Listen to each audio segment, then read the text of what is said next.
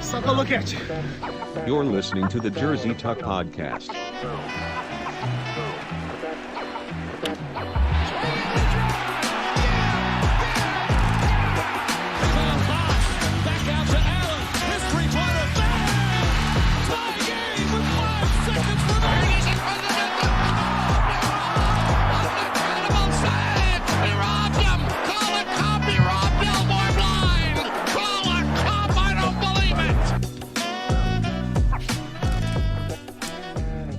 Hello out there. Thank you very much for joining us. It is July 7th, 2021, and you're listening to the Jersey Tuck Podcast. The Jersey Tuck Podcast. This week, we are rocking a four-man roster. Myself, Alex. We got Mitch, Fred, and Josh. How's it going, boys? Hello. Good. You? I'm good. I'm doing pretty good, gotta say. Feeling it today. How you doing, Mitch? I'm all right.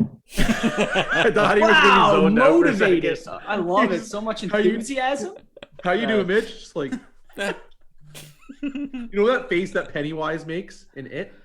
He just That gaps was out pretty for a much- second. He's like, Yeah, that was Mitch. That's exactly the face. Thank you so much for following on Spotify, liking on Facebook, subbing on YouTube, and watching live on Twitch, because yes, we are live on Twitch.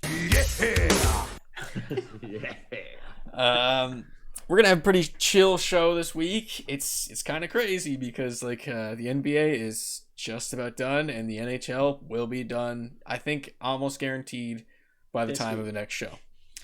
So yeah, it's crazy. Really? You think the NBA would done guaranteed by next show? No, NHL. Oh yeah, definitely. NHL will. They're done tonight. Evil laugh. It's Just possible. instant frown face. Yeah. Yeah, the NBA. Who knows how long that's going? They got a couple wonky breaks in there between several. No, like games, three. so- Like, is it 3-day breaks in between? Isn't it? There's Like, one that has for at the least last- a 2-day break. I don't know exactly which games they are, but yeah, there's a wonky break in there somewhere. If I heard correctly, it was like the last 3 games were all like 2 game. Like, They're doing the travel thing. It's like the travel, you get 2 days. They're oh definitely, yeah, they're definitely like, oh god, 90% of the league is hurting right now. Let's just take it easy. yeah. They're like, we got to make sure Giannis is healthy. So I mean, Yeah. if that's the goal, I'd love that. Yeah. He was playing in game 1, but he played well. Anyway, we'll get to it. we will indeed get to it. We're gonna start the show off a little bit different this week.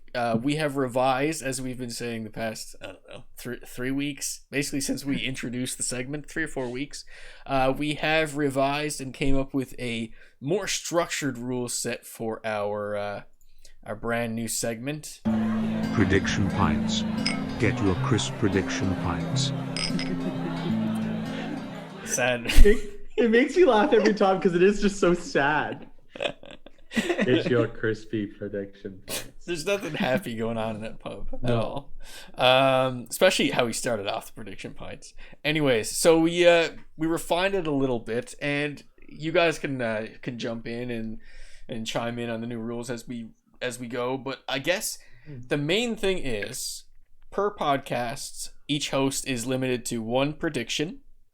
However, there are certain cases where you will get an extra one, but how the scoring works is you get 1 pint if you predict a game outcome or series outcome. So that's like level 1 difficulty kind of thing.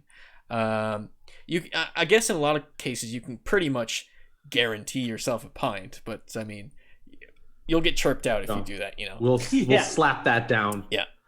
yeah. Level 2 difficulty. I don't know if we have a title for level 2 per se, but this is, your step up where it just gets a bit more specific. So you predict in a series how many games versus how many games, and when you're predicting a winner of a series, you could predict a certain stat spread.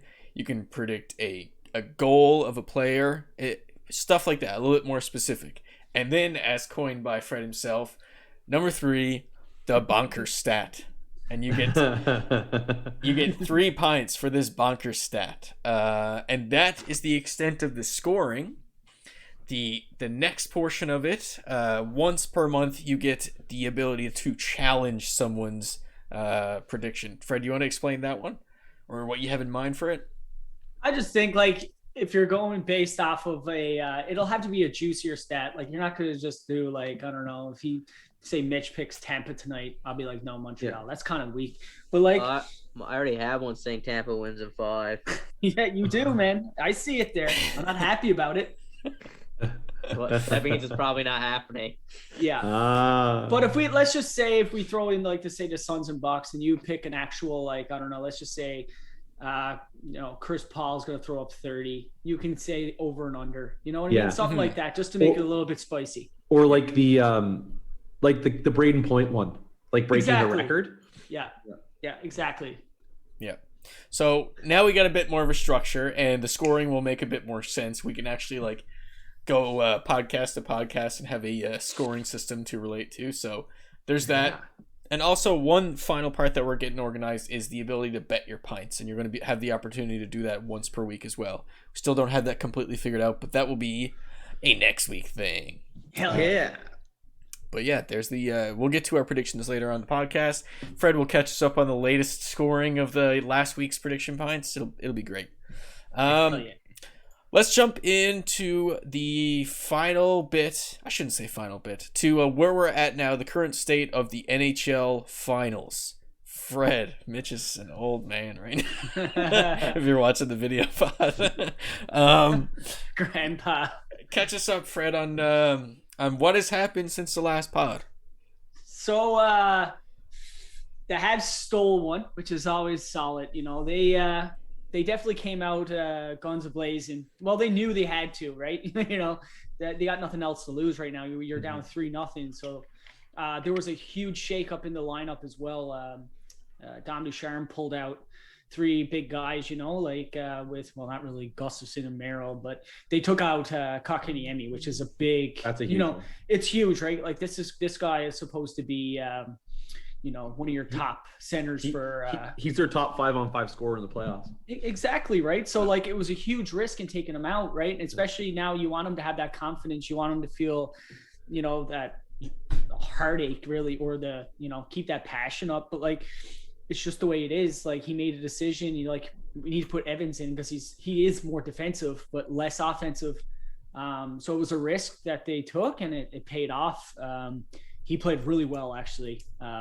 Defensively, he's sound. Like I think, like let's just say Dano leaves in the offseason, man. Yeah. Like he's not quite Dano, but he's definitely showing signs of that he can do it in the future. But yeah, they also brought in Romanov, you know, a huge TJT favorite, and finally they bring him out. He scores in his first shift. Like, man, everyone yelling at the screen, being like, "I told you so!" Like, oh my god, that guy should have been in long ago. He should have been playing since the first round, man. Oh yeah, for sure. Yeah, for sure. But you know what? The big game tonight too. Oh yeah, he did. Yeah. So and I was just gonna say one thing, Josh, and you could see too. He has an effect on Shea Weber. Weber had this huge hitting out to kill point. Oh, man. And you could see that Romanov's trying to throw a hit, and then Weber's getting spicy, and you're just like, yes, man, this is good. Like they're feeding off each other. They feed off each other. Yeah. Yeah. There you go. Let's get that off my chest. That was great. Yeah. I can't remember what my question was there. I had a question for you, and it fucking slipped my mind. But like, yeah, like you could see it. It was definitely a spark plug, and like he's an interesting player. I like Romanov, but like it's Romanov, right? Yeah, it's Romanov. I always say Romanov. Apparently, he wants to be called Romanov. It's Roman lettuce. Roman lettuce. Romaine. I don't know. I'm getting Roman. away from it. But like I think about it, and I always go back to the hit that he had, because he came in the last series too, did he not? Yeah. And the hit that he had on Pietrangelo. Yeah. It was excellent. I'm like, that one was just like, it was such a momentum swing. And like Pietrangelo's a big boy, and he literally dropped him. He dropped him. And this like you're seeing it, like that was a big momentum swing, and this one too, he's swaying the momentum in Montreal's favor whenever he's playing, because he did it like in the last game too with that first goal. Oh man. So I think this is just my own perspective on it. Like, I think there's still a language barrier. He literally just came over from Russia. Maybe he can't speak a lick of English. So if you're trying to, hey, we need you to do this, I honestly don't think he understands, to be honest. Like, I've heard him in press conferences, like his English is very limited. I'm really thinking they're looking at it. Man, this guy could be, a liability. Like, maybe that could be. That makes a lot of sense. Maybe it's just logical, because I know a lot of people were thinking like, hey, maybe he's in bad graces or whatever with. Yeah. And you remember when we were talking about that? Yeah, of course. It's like, maybe it's nothing complicated. Maybe it's as simple as like, yeah, he's still a rookie. Yes. Like, he's still a rookie who he's learning how to speak English, doesn't know the language, like you just said. It makes more sense. Sometimes it's just the more obvious, the obvious thing, right? Here's a question that I'll field to you guys. Do you think it was a big deal that for the first time in this series, Montreal managed to score first? I'll take that for sure. I'll take that for sure. Yeah, 100%. Montreal. If you look at their playoff stat, like if they score the first goal, they're like 75% to win. And then if they score 2 goals, they're like 14-0 or something, or no, that's too many. That's too many. It's like 11-0. The issue is when they don't score the first goal. Yeah. Because Montreal's strength is not chasing. It's getting a lead, getting something and locking it down. Yeah. Yeah. Well, Montreal's funny too. Like it's like a confidence thing. Like they don't want to. If you fall behind, they cheat more. They make more mistakes. But they score the first one, their confidence is there, and they're defensively they just they lock it down and become more confident. So like that's going to be a big thing tonight, man. If they can squeeze out the first goal, it'll be huge. Now, speaking of confidence and like momentum and all that, I think one thing that probably also helped was Carey Price really locking it down early on in the game. He had a streak right before when was the first goal scored?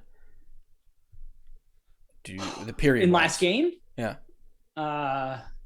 Yeah, it was early in the first period. Like I think Josh Anderson scored it within the first 5 to 7 minutes.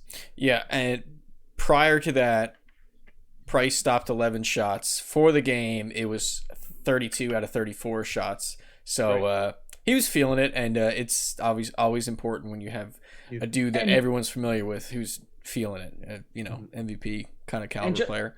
And just to add to that too, Alex, like this is the worst series Price has been. He's played, because like when he played against Vegas, I could be wrong. I believe he had like a .930 save percentage. Like that's unreal. But right now against Tampa, he's less than 900. He's 8 something. So that's really low, especially on his standards. Especially playoff time, he's much higher. But he's definitely showing that I think he has a bit of nerves. He's a calm guy, but I think he's he's missing a lot of routine saves, like stuff that he would just catch and it's bouncing off him. And I'm like, man, this is not like him at all. I don't know. I feel like though in some of them though, Fred too, like I don't think he had a lot of chance. Oh, he's getting screened a lot, man. I think Tampa's giving him the most traffic anyone's given him so far. Yeah. Like this is the one where like it's so crazy to watch. Like Vegas, even Toronto did it a little bit, but like no team moves the puck in the offensive zone like Tampa. No, like, holy crap, man! Can they make just weird passes and like good plays? And here's the thing, talking about the rush, I guess you'd call it in the hockey. The Lightning scored 11 goals within 10 seconds off a Montreal turnover in this series. They're fast. They're getting them. That's a crazy stat right there. Which is funny too, because Montreal weren't giving those up in the other series. They weren't giving those up, but now they are. And the thing is too, those turnovers aren't even like just like turnovers. They are bad turnovers. They're like 2-on-0, 2-on-1 turnovers. Yeah, they're gas for sure. They're bad ones. Yeah, right. But especially when you got a number like 11. 11 goals. I always go to it though, like, but is this one of those ones, because we always got to walk this line, is it one of those ones though where it's Montreal slipping, or is it just like, is it credit to Tampa for is it a forced turnover? You know what I mean? You know what, Josh? I think it's a little bit of both. There's a balance, eh? And you know what I think what has going for Montreal? Let's just say they squeezed out the win tonight. Let's just say Montreal progressively gets better as the series goes on. We've seen that in every series. Montreal gets better. and they get more confident. If Montreal squeezes out one tonight and like figures out their D or their offense a little bit more, stay the hell out of the penalty box. I'm in. Don't be surprised. Like Fred, if they win tonight, to me it's like 50-50. Yeah. Because the thing is they also when they're feeling good, they're confident and they get rolling. Like you can't stop Montreal. Like it's crazy. It's like a freight train when it picks up speed. Yeah. And you kind of saw it. Like last game, they had that spark again. Yeah. Like they killed off that Weber penalty. That was huge. I thought that was a death sentence. Yeah. And then Kucherov hits the post on the deflection. And then they score that goal in overtime. And I'm like, this is it. Like if they win next game, it's 50-50 because they're going to be feeling really good about themselves. Well, to add to that, Josh, at the press conference, they were like to John Cooper, the coach of the Lightning, they're like, what do you think you could have done better to win? He's like, not hit as many posts. And that's the most blunt answer you could give. It was fantastic because it's so true. Well, they would have won. They hit a lot of posts in that game. Yeah. So, and from what I know, the penalty kill has been one of the positives to draw from Montreal at this point, has it not? Yeah, it's been solid, man. It's been dynamite. It's the best one right now, and I believe Tampa's only scored 1 or 2 power play goals. I think it's 1. Yeah, but that's if it's 2, it's 2 at the most. Yeah. That's the best weapon you can have against Tampa Bay. Which is funny because Montreal are not really known to be a really good penalty kill team this year. They were like 20th. And then out of nowhere, it's a completely different team in the playoffs, right? It is. You're totally right. It's a completely different team than the fucking regular seasons. It's crazy how much it's like black and white. Yeah. There was a point in the playoffs where they were a perfect 30 for 30. Yeah. So that was between the Toronto series and the final. Yeah. Like those 2 rounds, not a single power play goal. And I believe that was like, wasn't that an NHL record or something? I think they said it was an NHL record. It's up there, yeah. Not sure. Crazy stuff. Steamy stats. It's actually, man. Go ahead, Josh. No, I was just rambling. Rambling man. Fred, I know you're nervous, but put your analyst cap on for a minute here. Does the fantasy continue tonight? What do you think? What's You know what I'm gonna say? I'll let you know. I'll message you after the first 10 minutes of the game, because Montreal, as you can see in the first few games, Tampa has been shooting 10 shots in the first like Montreal are on their toes. If Montreal can push them back a little bit, I think, man, playoffs are so funny. Like like Montreal can win 5-2 tonight. Who knows? Yeah, I think. They're gonna start flying. It's gonna be Tampa slapping Montreal at the start of the game, and then you're gonna feel a rumble. Oh yeah, a rumble in the earth. And the Amalie Arena is gonna start shaking, right? And then you're gonna look, and the door's gonna get kicked down, and then here come the Carolina Hurricanes. Wow. There's a hurricane rolling into Tampa tonight. Oh yeah, they're gonna fly in, and they're gonna start with a steel chair. Yeah, with a steel chair, you're gonna beat the shit out of them. That's Carolina's music. My God. While Rod Brindamore distracts the rest. Right? Yeah. Come in steel chairs. Then all the players are laying on the ice and they just sit there. God is my witness. They have broken him in half. Vasilevsky's in the last one standing. It's a 5-on-0 and he's just like this. Yeah, exactly. If I can't stress enough, watch the video pod for beauty moments like this. I mean, I was going to ask for any like predictions, but I guess we'll save that for the prediction pints if anyone actually has a prediction for this particular series. But does anyone have any? I already made mine. Anyone have any closing little bits of analysis, little things they're looking for? I have one. Go for it. So, Carey Price in elimination games this playoffs. He's 6-0. Is it? I believe 6-0. No, he's 4-0. 4-0, and Vasilevsky is 6th. So someone's gonna get a 1. Ooh, someone's has got to go. No, Mitch, it's true because this goes back to my steamy stat. Yes, Vasilevsky is undefeated in back-to-back loss games. Like he doesn't lose back-to-back. So Montreal can. Yeah. So one of them is going, and one of them's getting a 1 in the right-hand column. Yeah, ooh, that's right. There you go. Exciting stuff. Starts with CP. Let's get to some nasty or nice. Is it nasty? Or is it nice?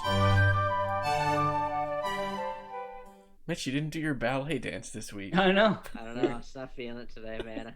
My Achilles is at me, What's wrong with you? You get beat up at hockey or something? Dude, I've been running at mile 1. The lights taken off and playing mile 1, and like I'm the fucking worst player there by a mile. No way. He's been kicking my ass, busting his ass at ballet. You busting your ass. He's been dedicating himself to his ballet craft. Yeah, his heels are hurting. All right, so this one's a bit of a random one. We gotta get the nasty or nice segment back on the pod. So gotta dig deep for some of these sometimes. But so featuring, I think, at least some of us think that the Arizona Diamondbacks have one of the worst kits in all sports consistently. They debuted a what do they call it? The Nike City Connect series. And on the jersey it says Serpientes, I guess. Yeah. As in plural of serpents, I guess. I think so. Because they're Diamondbacks. Yeah, Diamondbacks, a snake. Yeah. Rattlesnake. I'm gonna say they're not awful. They're not. I'm so glad you said that because I was sitting here and I'm like, guys, I actually like these. Yeah, I like them. Like, I'm a fan. I think that might actually be a yes for me, even though they're like, I think they're tan, which is that's weird. It's like cream. You know what? Cream City. Cream City. Doesn't look bad. Like I'm a fan. Yeah, they should just replace their regular ones with these. Yeah, I think I'm digging that. Even the colors they threw on their normal logo, like on the hat, the shoulder, makes it look slightly better. Mm-hmm. No, I like the S as the snake. Yeah, man. I like the Spanish. That's cool. Yep, I think that's a win for me. And I mean, because it's tan because it's a desert, so it makes sense. Everything makes sense. Like, the little details they all add up. The article explains a bunch of stuff in it too. Like there is a reason behind the color is because it's supposed to represent, like, I guess the desert, sand, and all that stuff. And there's something with the snake too, and how it wraps around, something with the world or something. I don't know. I didn't read too hard into it. Nice. Snake that swallows the world. It didn't fire me up that much. I didn't read too hard into it. The It's a nice snake jersey. that It's a nice wraps kit. around the world. Yeah. It hugs the earth. The serpiente that wraps around. Serpiente. No, I like it. That's a nice for me. I like it. Good job, Arizona. Yeah. You did it. You're getting closer. You're getting closer. You're getting closer. Let's see a rework. Now of that, fix your hockey team. Now fix your hockey team. Yeah. Looked like they were going to, and then they just. And we're not just talking about branding either. Fix the whole damn thing. Yeah, fix everything. All right, I guess we'll jump into the NBA. So Let's do it. Talking about Phoenix. last episode of the Jersey Tuck podcast, it was not official, the matchup of the NBA Finals. However, this time we got it. It is the the Milwaukee Bucks versus the Atlanta. No, it's not. I didn't even mean. Okay. Yeah, I see your face as soon as you said it, like, the Phoenix Suns. The Phoenix Suns. All right. So I'm sad because we all wanted it to be Atlanta. Yeah, I mean, like I've liked Giannis more and more throughout as time goes by, but I'm glad we did get the matchup that we got. I think it makes for some good storylines, and I think, like, correct me if I'm wrong, guys, but it's almost like Phoenix had been like the good guy team, like coming up through the playoffs, like the one that everyone kind of has a soft spot for.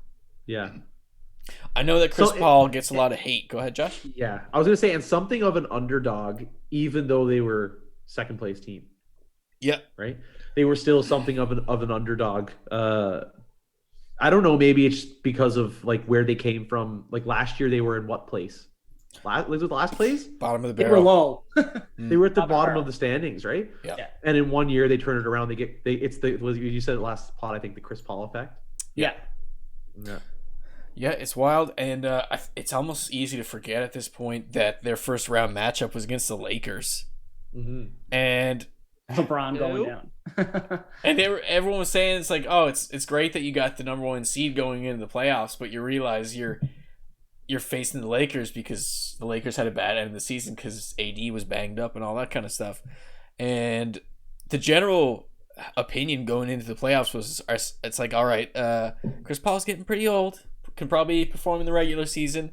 Now LeBron, they literally won a championship last year, but nope, defying the odds, especially, and that was probably their biggest defining series. I think that one was springboard moment, right? Beat the defending champs in the first round and really get you there. And on the other end of things, Milwaukee, I think it's pretty obvious where their defining series was against the Brooklyn Nets. Yeah, that's a humongous win. Like, sure, injuries always come into play when you're talking about playoffs, but what? Playoffs.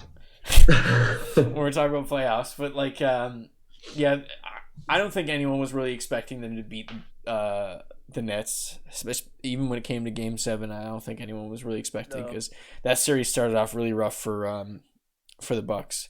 But here we are. We have, I guess, Giannis versus Chris Paul, or Giannis versus Devin Booker, however you want to sell it, because it's not going to be Chris Middleton versus Campaign. Chris Tittleton. I'll just add to what you just said to Alex about the injuries.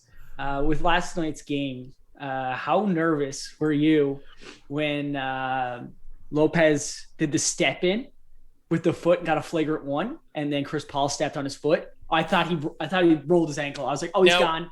Yeah, I missed this because. Oh, okay. Here's a quick story. I didn't get to catch last night's game in its entirety because it's on ABC. I know. I wanted to watch the final, the last 4, the last quarter, and I was like going through SportsCenter. I was like, okay, maybe it's. I thought it's on TSN.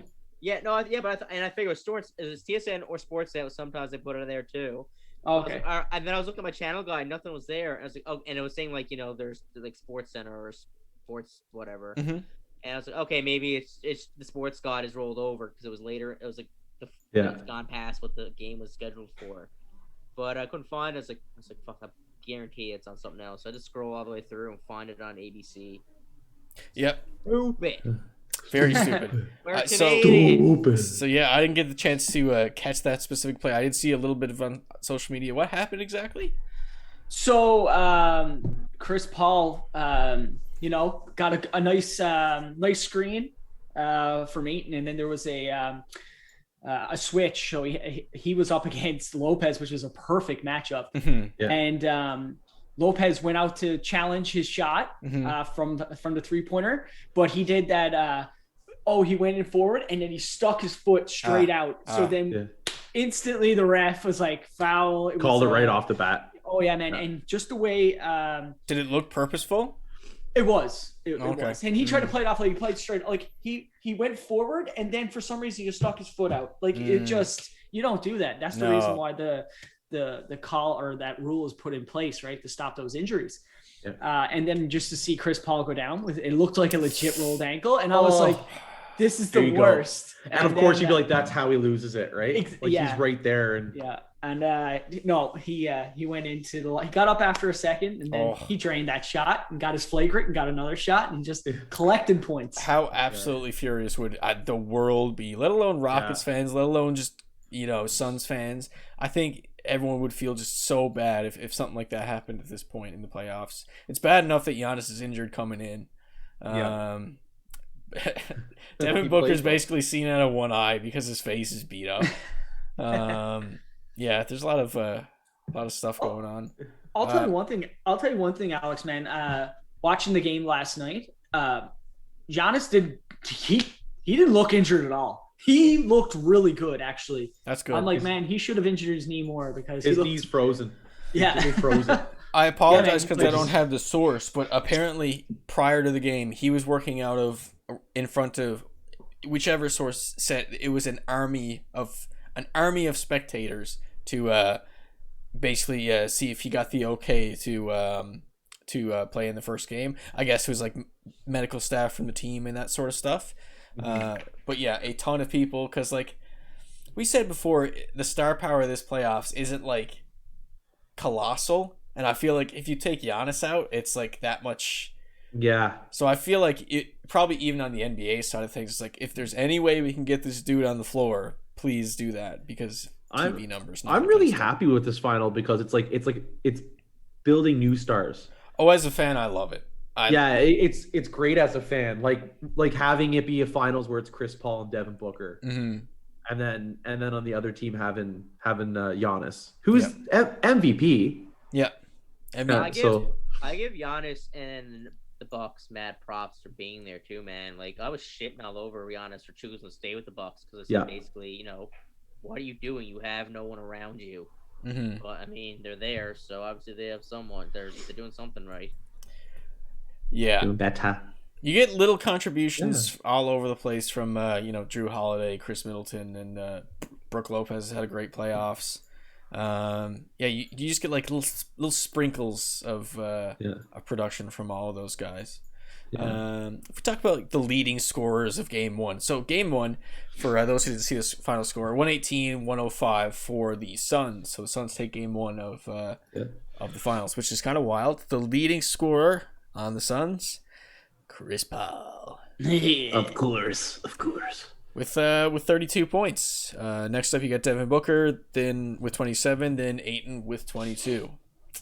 There you go. I mean, I don't think any of those numbers surprise anyone in terms of like the whole 1, 2, 3. Giannis had himself 20 points, which is a bit low. Yeah. And off injury, And Middleton had himself 29. He played really well, actually. I thought there was a part there. It might be the third quarter where he just couldn't miss. Like he was just dropping threes. I was like, oh my God, man, this guy. Yeah. Oh man, it's pretty impressive. Oh, Middleton. Yeah, like I thought he's hit or miss, man, but he's hitting. He is. That's how he is. He's definitely a dude that can get his own shot a lot of times. He's one of those dudes that's like an all-star you really can't count on game in and game out. But when he performs, he's there. A solid supporting piece, right? Yeah. I'm trying to think of now. Like, so the Hawks are out at this point, and a couple of pods and articles that I pay attention to are bringing up a good point. You got some dudes that are impending free agents, expiring contracts in like Clint Capella, pretty sure John Collins as well. A lot of those guys, and the question comes, it's like, how much stock are you putting in this season getting that far? If I was an owner of the Hawks, I would not worry too much about the makeup of your team, and I would take a lot of that the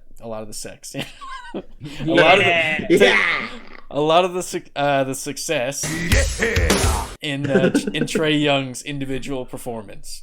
Oh yeah. Like, don't worry too much about like, keeping the same team together or that kind of thing. I think you need one more star, and put your focus on that management wise. I think. I agree. Yeah, great run, incredible run. People are going to talk about that for a long time. But yeah, I think that's how that's going to go.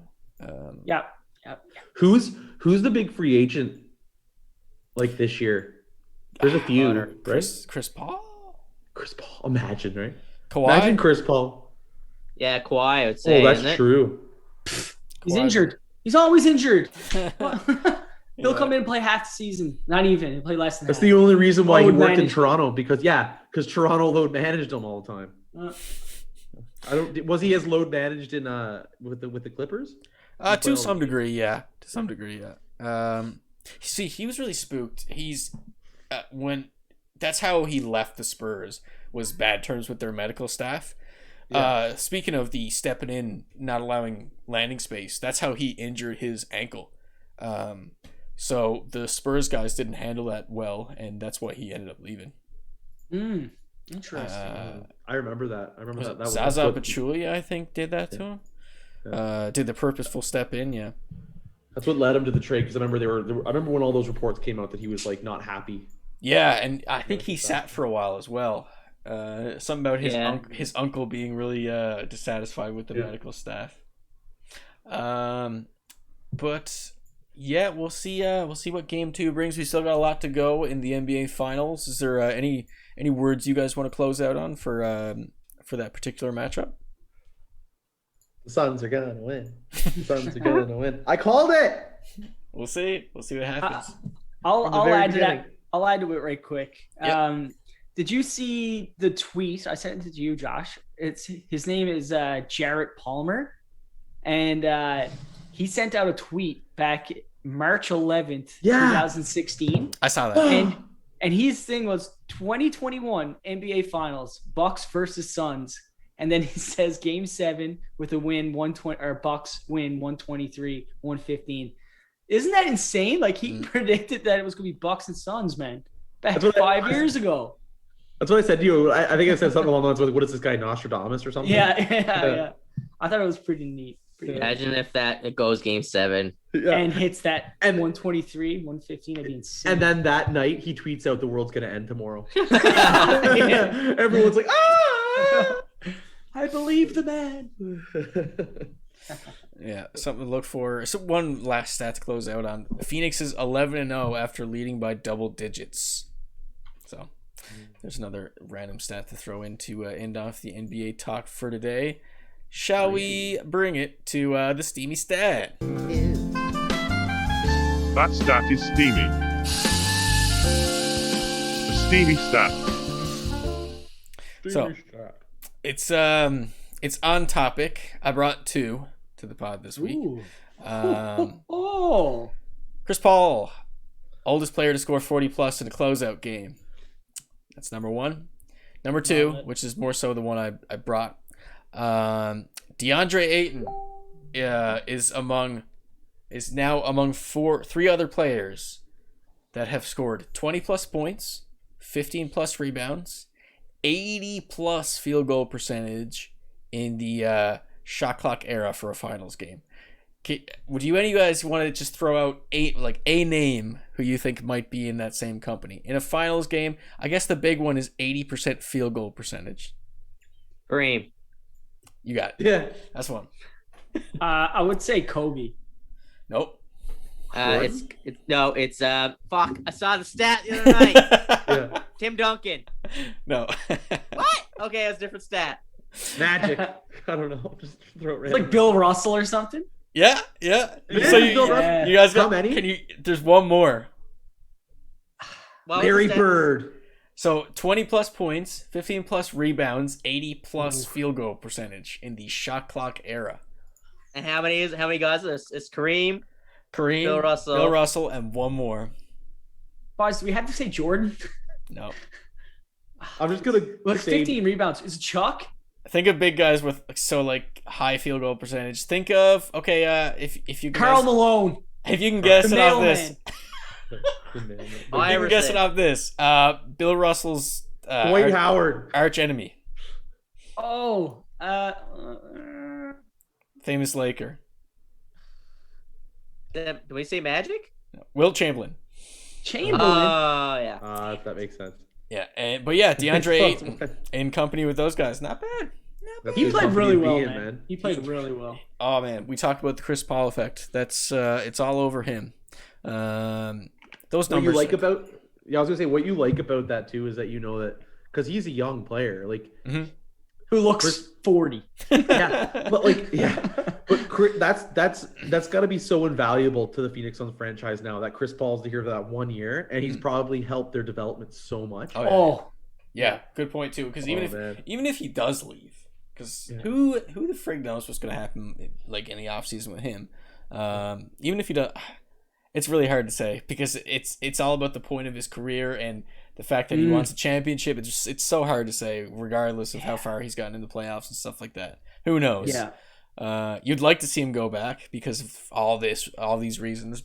Like I'd like him to stay. That'd be so great. It'd be so great, Yeah. and all the fans there would too, without a doubt.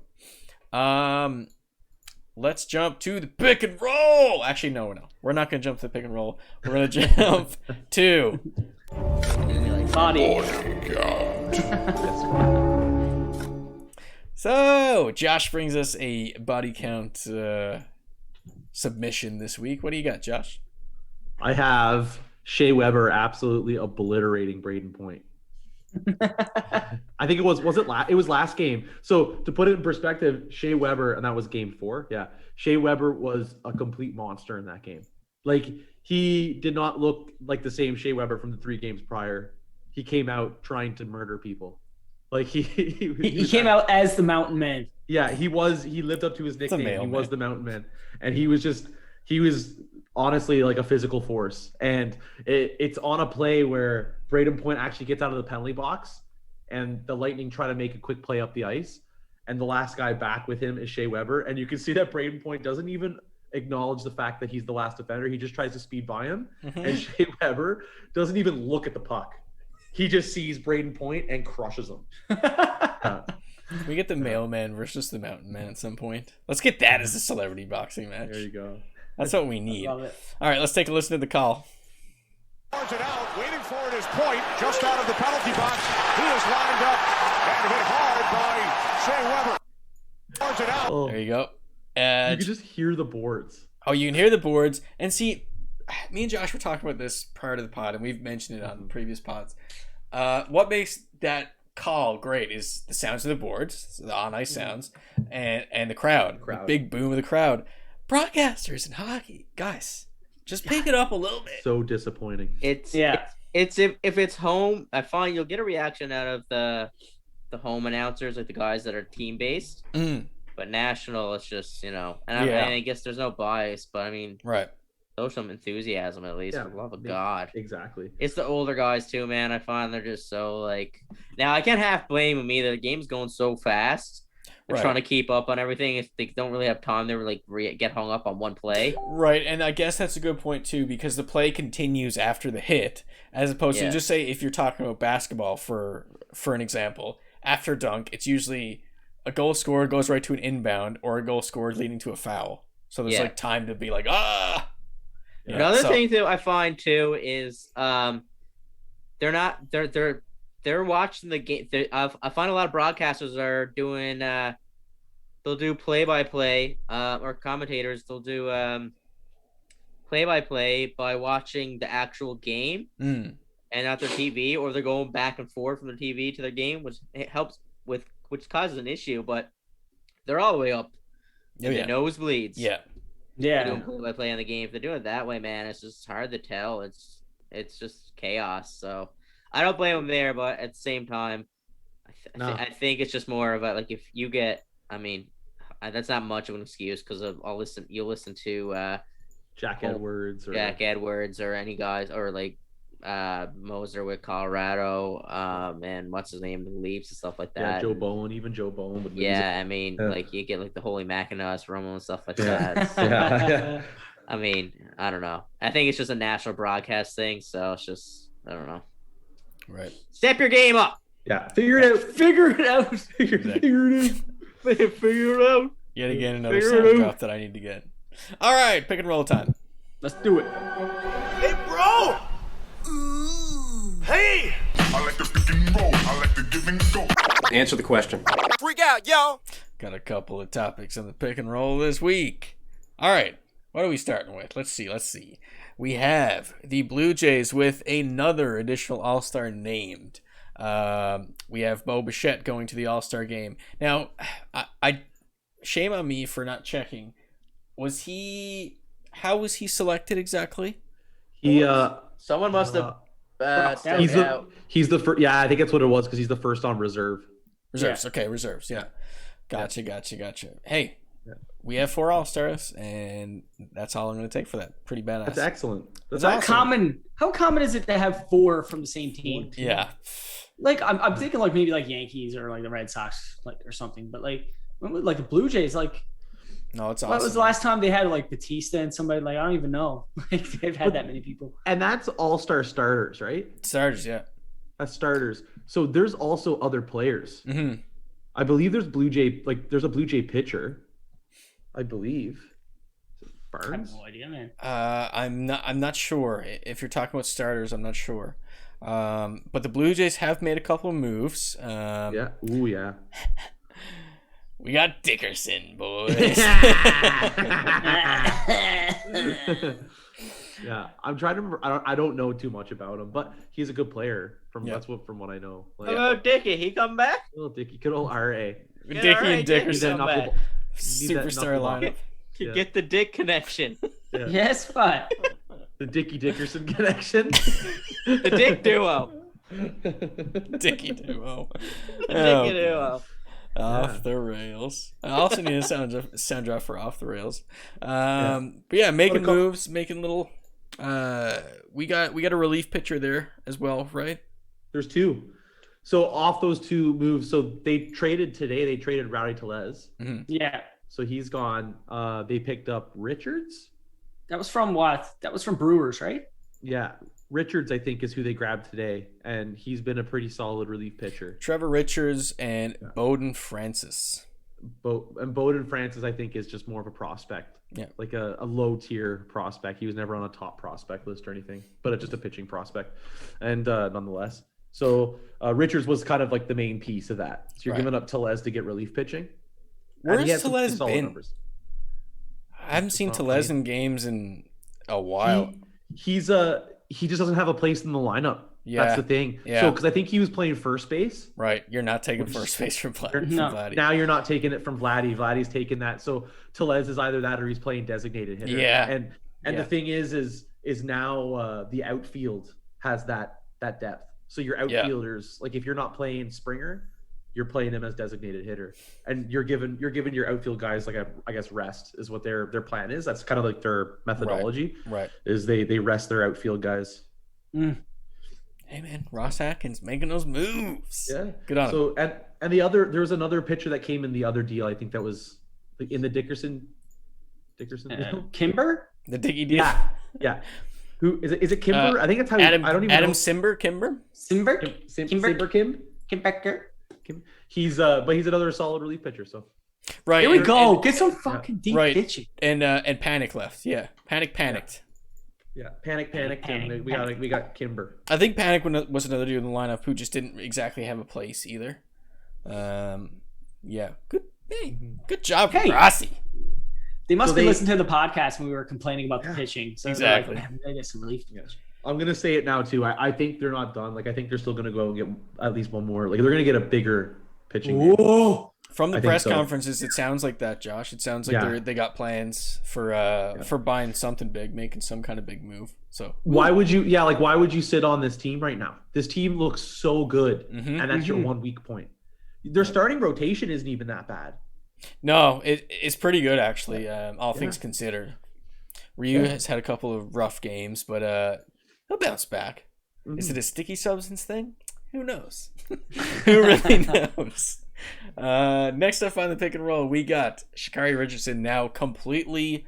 She's out of the 100-meter dash of the Olympics. It's official at this point. I guess she didn't make her qualifier. But But now they also, I think, now I don't know if anything's changed since I last looked at it, and I think that's what the link I posted on our notes for it was. But I believe also now they've actually they've left her off the Olympic roster. Yeah, she's not on the relay or anything. She's not even doing relays or anything. They're not going to Olympics. She's not going to Olympics now. That's rough, but yeah, that's it. If the rule was in place, she broke it. It is what it is. Yeah, change it if you don't like it. It's one of those things I really bounce back and forth on. I don't. Me too. I really do. Well, it's fucking legal now. Like, who gives a shit? Well, here in Canada, in a few states. Well, it's funny enough. Nevada. Just saw a thing that Nevada has rules that MMA fighters are fighting. I guess fighters can now do marijuana is not legal. It's not for their junk. Testing for their area, or what the fuck you want to call it. No, any sport, it's not going to make you better. No, it's not going to make you better. Any kind of even in the recovery process, I think it's probably pretty minor. For sure. Whatever benefit you're going to get from it. Yeah. I mean, surely it's not going to enhance your performance as you're using it during a game. It's not blood doping. No. Yeah, for sure. So that's the thing. I think that's where people are. That's why you can understand both sides, because quite obviously she didn't do anything drastically wrong, but the rule was there. She's an adult. She's a training athlete. It's her job. Yeah, that's the argument against it. It's a shame. It really is a shame because she's a superstar. I think she'll get a lot of sponsorships regardless of this outcome. It's a humongous story now. It's tough, man. I mean, the Olympics comes around, once every 4 years? 4 years, yeah. I mean, outside of that, I mean, how much attention does running actually freaking get? That's the thing. Yeah. That is the pinnacle of that sport. It's the pinnacle. It's a small window, man. And like the good thing for her, I mean, she got the image and personality there to kind of, that's a big thing for her. Well, with her winning. So, but I mean, to me, this is her window. I would be shocked if we're still talking about her when the Olympics roll around in the next 4 years. I mean, because I would feel like in a lot of cases, obviously, Usain Bolt's probably an exception. You're going to get the younger, stronger guys coming up and dominating. So who knows where she'll be at? Exactly. 4 years time. And like you said, God only knows. And plus, I mean, sponsors don't really give a shit about you unless you win. Yeah. On the high scale on the television, versus I mean, you're not getting on cereal boxes unless you're a gold medalist. Yeah, Andre DeGrasse. Hey, well, he's silver? I don't know. Silver medalist? Canadian boy. He might be gold medalist. It might be gold medalist this year, man. He's looking good. He's doing good. Yeah. He's on that Cheerios box. Yeah. Well, the thing is, at DeGrasse is true dream. He's the top Canadian runner, right? So he's getting that. He'll get anything, and he's just that's true. Canada well on the stage. It's different than like in the States. It is because like the States, it is like that because I think there's more competition internally. Exactly.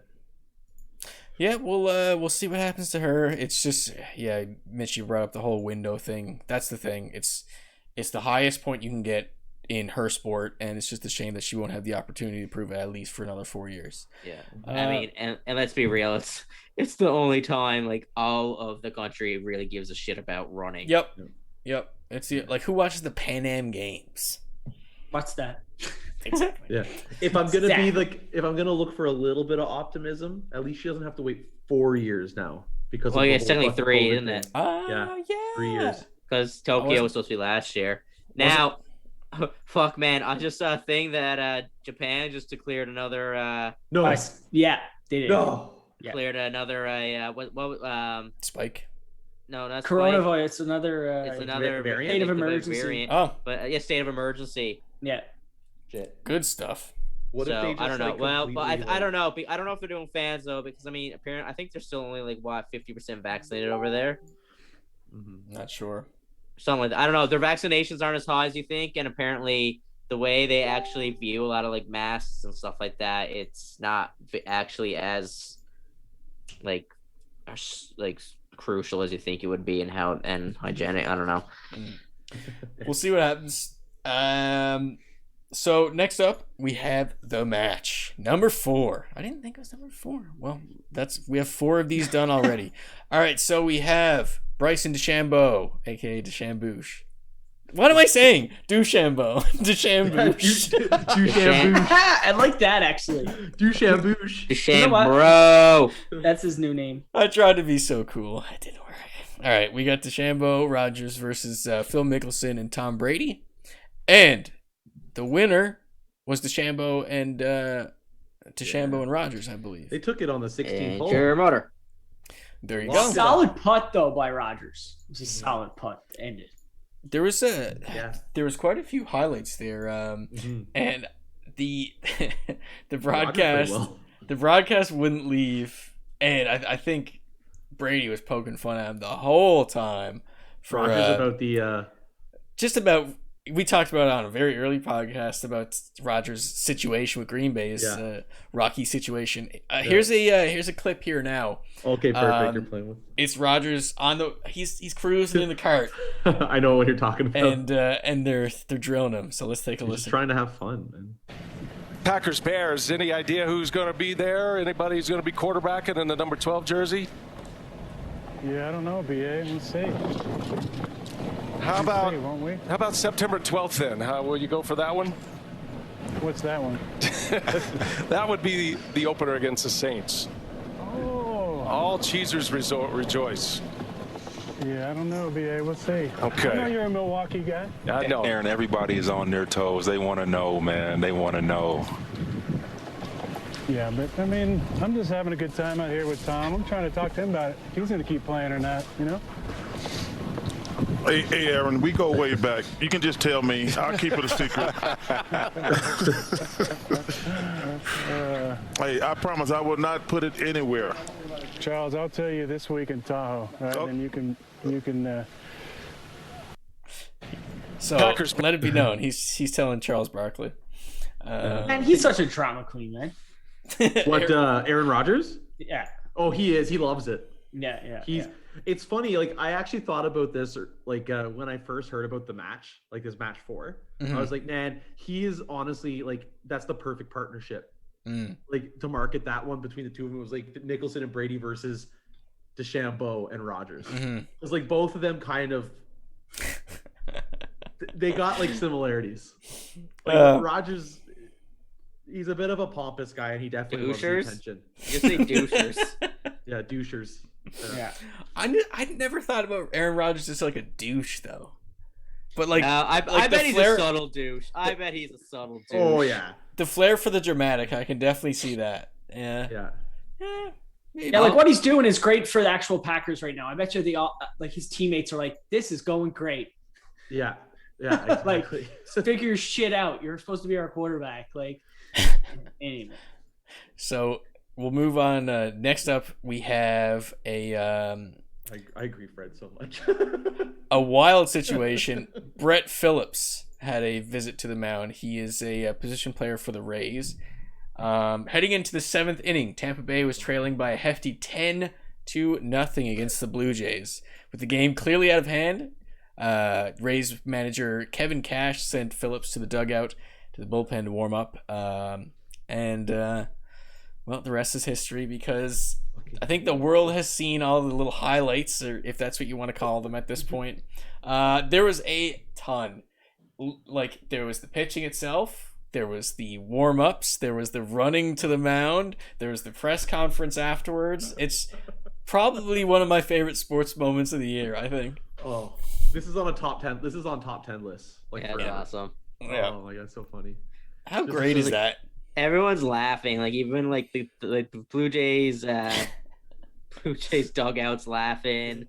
The batters laughing. It's just like, and his whole thing. Like, I was dying too at first when he was like peering out the gate, then like smiling and saying stuff, and like he shows and warms up, and then they like open the gate to let him loose, and he's just like chucking it, just guns it out. It's so ridiculous because, like you said, Mitch, he's like peering out the gate, and I think at one point Yuki's like, "Me? Oh, me?" Yeah, and then he comes out booting it to the mound. He runs the Ultimate Warrior run into the yes. It's so funny, man. Like, I love like how much like he took it tongue in cheek too. Yeah, He, the whole time, like he knew he was just joking about it, like the whole thing. And then after in the press conferences, man, it's so funny. Like him just talking about the warm ups and being questioned about everything. So what are some of the quotes? One of my favorites that I can remember offhand was him comparing himself to Shohei. He was like, I think I'll be, me and Shohei are very similar players. Like, no, you're not, man. I love how he compared his fastball to Randy Johnson's. Yeah. He threw a 94. Yeah, 94 fastball. That's his very first pitch, and they just started throwing like 49 change-ups the rest of the time, just lobbing them in. It was and it was in the strike zone, I think, right? It was a strike. It was. I think. His fastball was, anyways. Yeah, and his changeups were lobs, or whatever the hell you want to call it, all over the place. I guess you could projectile. I guess you could call it a curveball, because like it wasn't a purposeful curve; it was just gravity that took the ball down. I mean, some of them were working though. Yep. Like the guys were popping out on them. Yeah. Even got a couple guys swung on him, missed. Yeah, wasn't it Hernandez? Like he went for a goal swing and just like missed. He was like, he did. Yes. Yeah. There's the clip that I had. It was him flicking one of those weird lobs. It was 43 miles per hour or something like that. It ended up being, and it was inside on Bo, so he backed off a bit, and then it just it just showed Bo, and then he looked out to the mound, and you could just see this big old grin on his face. He can't even keep it in. It's that foolish looking. Oh man, he just had so much fun with it, and it's so funny how the team was like in such a hole, and they were just like, whatever. We'll call it a night. Yeah, it was great. This guy's so funny, man. Super viral moment too. I can't get over the warm-ups. Like, it was just so funny watching like the warm-ups. Like he's like doing like the squat and like the like the movements. Really working out those mechanics. Yeah, right? Exactly. Really working out the mechanics. Everyone knows this is my process. Yeah. Too funny. So next up, I guess we got two more subjects here we'll talk about. Daryl Morey, GM of the Philadelphia 76ers, who have Ben Simmons, as most of you know, and Ben Simmons has a lot of controversy surrounding him right now. Yeah. This is kind of a no story, but it's figured we throw it in anyways. He bought a $4,000, to be exact, $4,444 Ben Simmons dunk hollow icon Series 2 Top Shot moment. So of course Twitter's going like, should we read into this? Does this mean he still wants Ben Simmons around? Is he playing mind games, saying that he's still invested to get more trade value? What's happening? He's just a collector. He's just a collector, yeah. Driving the fans crazy. Billionaires probably have hobbies too. He's in the Top Shot card game himself. Or like, honestly, it's at the point where he's got so much money, he's like, I want to see what this is all about. Why not just buy the most expensive, one of the most expensive ones possible? Any player on my team. Yeah, show me a rare player I can buy on my team. Apparently, it's one of the more rare moments on Top Shot. 1 of 28. That's very, very limited. Yeah, very limited. So read into that however much you want. I still think Ben Simmons might be being traded. But who knows what kind of value he'll get back at this point. So we'll close off the pick and roll with kind of definitely a very sad story coming out of the NHL. Matisse Kivlenieks of the Columbus Blue Jackets organization has passed away. Yesterday, guys? 2 days ago? 2 days ago. Yeah. Maybe 3 because 4th of July celebration, right? It would have been 4th of July, so it would have been on Sunday. I don't think the news broke until Monday. Right. So I feel like the story's still changing at this point, but I mean, don't take any of our word for it. We're not a credible source by any means, so feel free to dig in and find the actual story. But from what we're hearing, it's the fireworks. There was an incident that went on with the fireworks. Some people are saying he slipped on the head. Other people are saying that a firework hit him in the chest. Yeah. That was what the autopsy report said. Yeah, that's what they're saying, the autopsy report. Yeah. So perhaps it hit him in the chest and he hit on his head or something. Yeah, like the cause, it's so tragic, man. Like the cause of death was listed as like firework mortar blast to the chest. Yeah. Jesus. I just read too before we came on as well. I didn't realize this. I thought he was, with a bunch of friends, young kids, but stuff like that. Well, he was a friends, but he was actually with Manny Legacy. Manny Legacy, who's the goaltending coach, and Elvis Merzlikins, who's the other goaltender.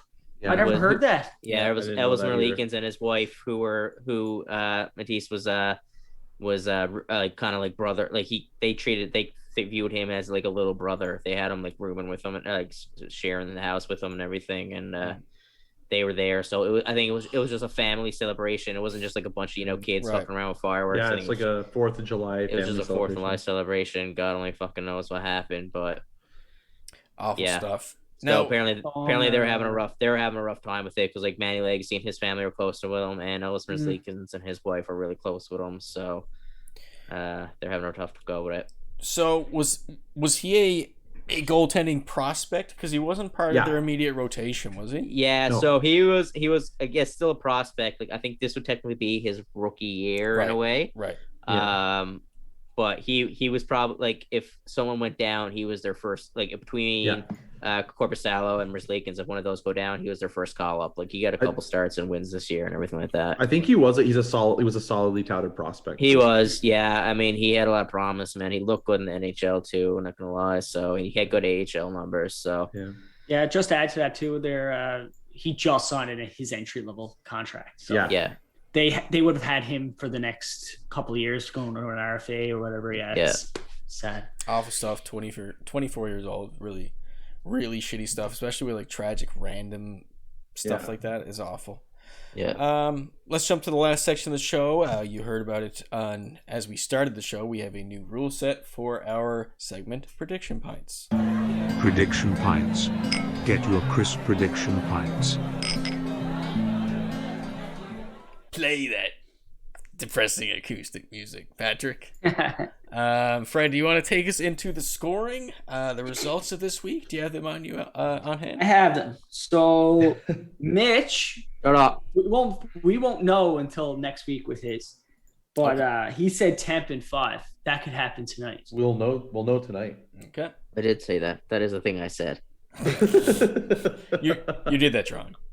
But if we go into our points, Mitch has 0 points. So I don't have much hope in Mitch whatsoever. No, yeah, pretty much. If anyone's here betting, like if anyone here wants to bet, if I say anything, do the fucking exact opposite. Yeah. That's my advice.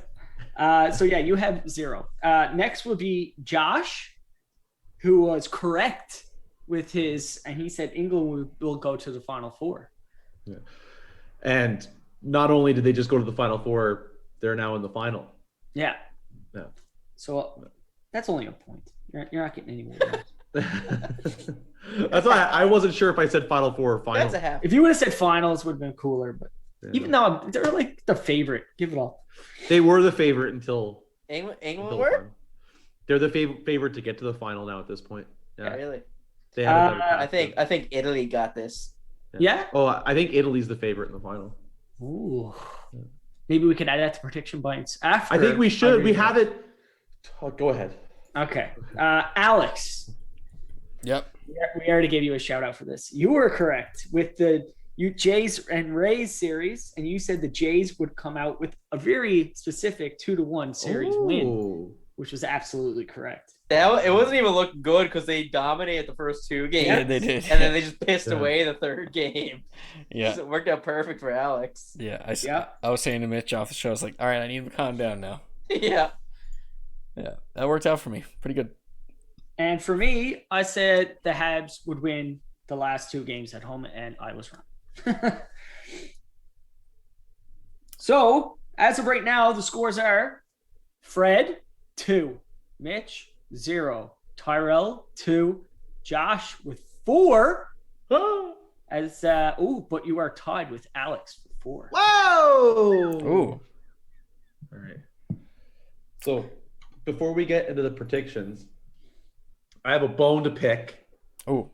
Because I don't know how Boner. We can't talk about the Euros. It's literally the biggest sport in the world.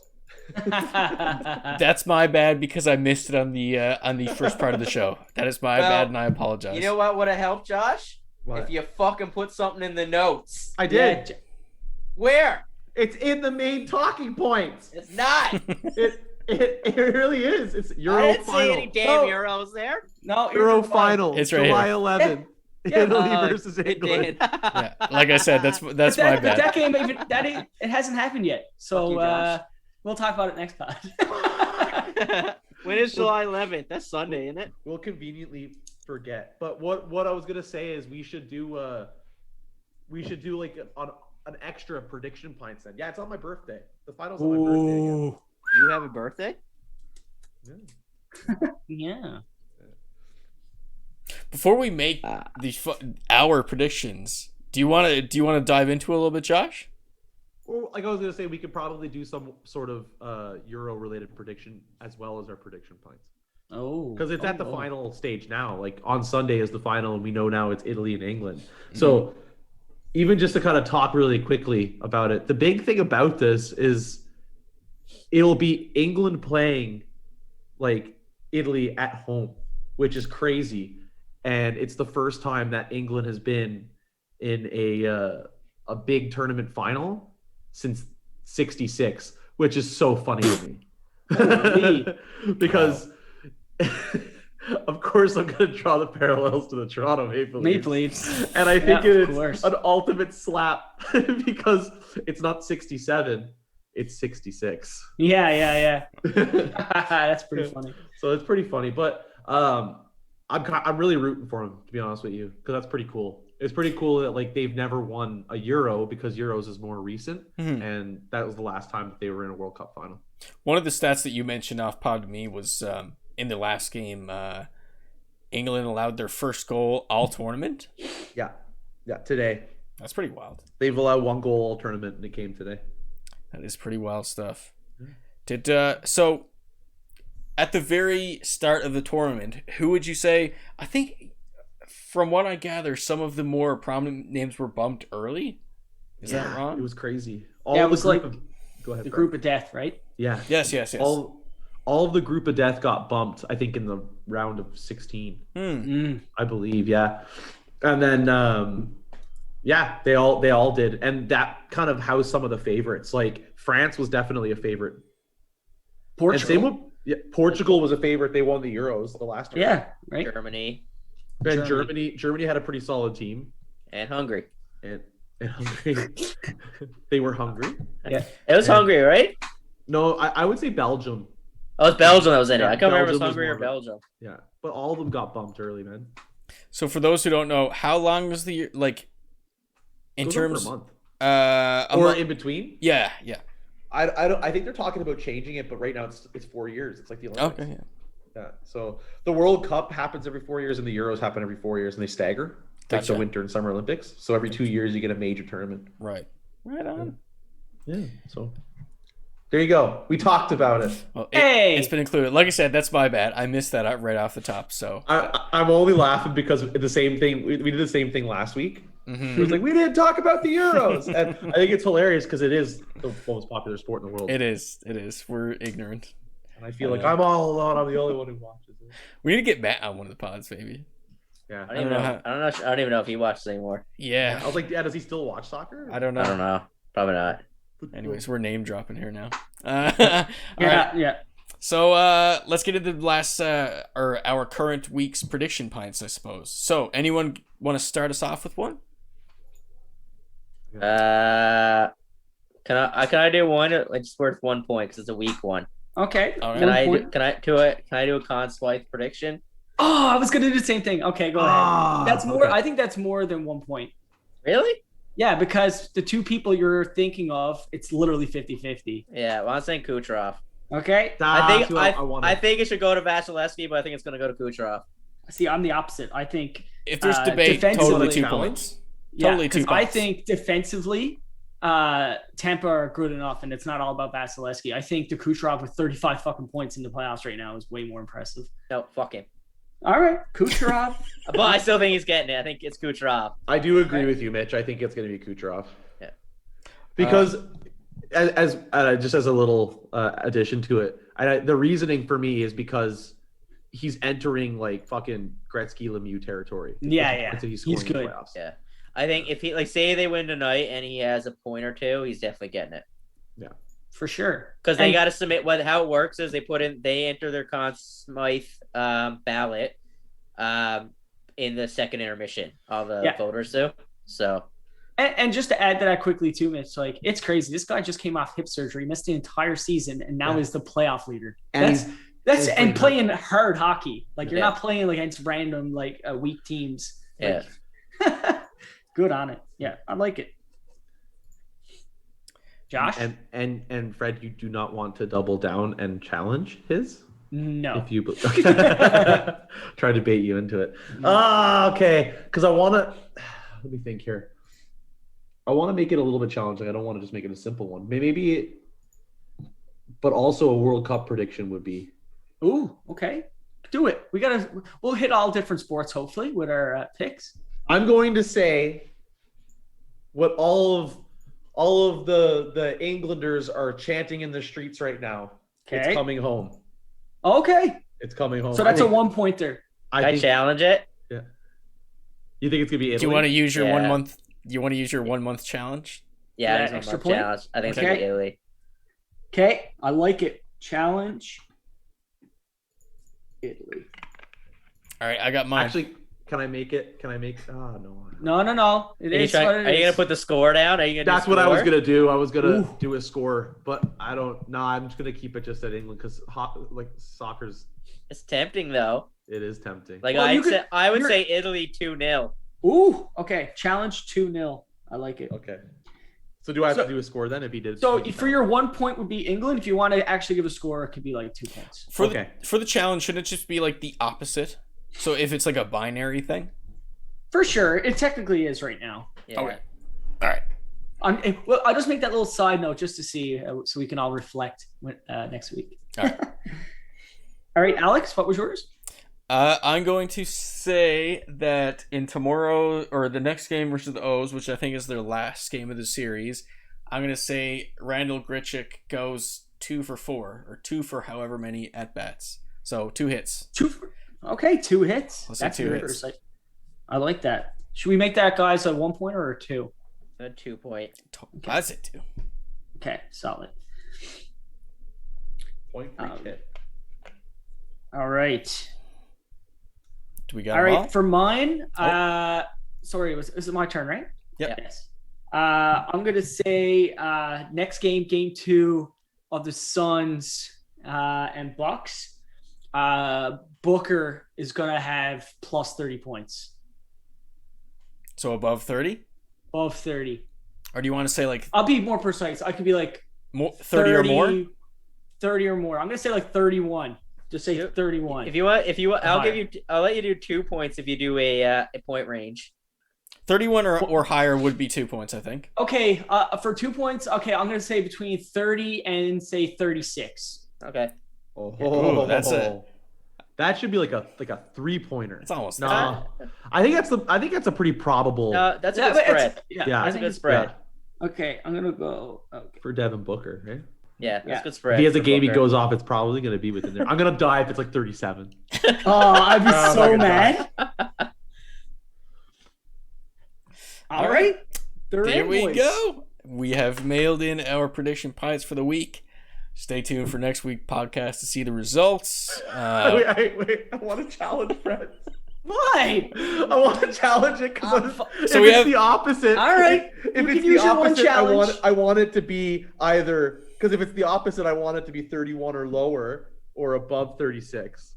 Oh, because it's the reverse. Yeah, okay. Is that not how a challenge works? Yeah. Okay, yeah. No, I think you gotta choose which one. You gotta choose. I think you gotta go lower than the 30 or higher than the 36. Okay, I think you gotta pick one. You can't say. Come on, that gives you way better chance. Go lower than 30 or higher than 36. Lower than the 30. Okay. I just thought it was funny.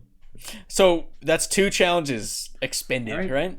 I'm not using mine until we get down to real close pints. Yeah, I want all those pints. Never. I just need fucking points. I need to get you're struggling. I don't care at this point. I just need something on the board. All right, so again, tune in next week to see how all that turns out. Glad that we have a more defined rule set now. Probably more strictly defined next week. We will see. We'll probably have a change again. Complete revamp. No, we're good. We're doing good here now. But thanks as always for following on Spotify, like on Facebook, subscribing on YouTube, sending us a tweet every now and then, and watching live on Twitch. Do we have any closing words, boys? Get with the Euros. Mount the comeback, baby. Yeah, here it comes. See you next week. Here it comes.